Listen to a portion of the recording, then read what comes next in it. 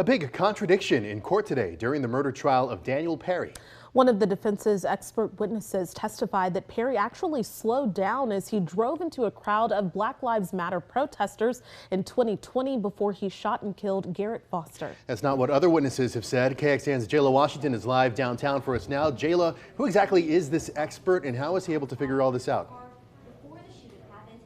Hey, Daniel and Jennifer. Well, this expert is an engineer and he analyzes photos using a lot of math and science to do so.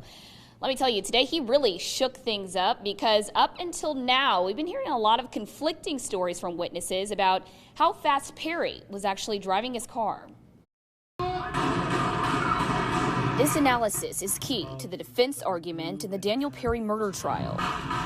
The defense's expert witness, Jason Evans, presenting months of data from laser scans that helped him determine this. We determined that throughout Mr. Perry's turn, that he was deaccelerating or slowing down throughout the turn. Evans, an engineer, says they were able to create a 3D rendering of how Daniel Perry's car moved turning into the crowd of protesters after his team did 23 laser scans out on South Congress. He says they used photos and videos from witnesses to create a digital clone of where Foster was shot and killed.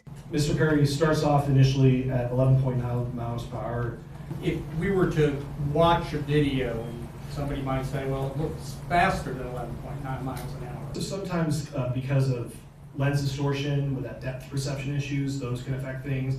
Also the angle of camera sometimes. The state, though, questioned if the equipment used to collect data always works as it should. And one of the things that experts in your field have stated are many factors that factor in establishing how well the system will perform. The furthest point in the door was identified by a plane. Evans's data analysis also revealed protester Garrett Foster was about 1.5 feet from Perry's car, a tenth of a second before Perry shot him. The state a little bit more fiery in their line of questioning now. It would be nice to know that whoever did it knew what the hell they were doing. Working to maintain their witnesses' credibility. Now, the expert who you heard from, he is a former police officer. That was revealed by the state as they really zeroed in on his background for jurors.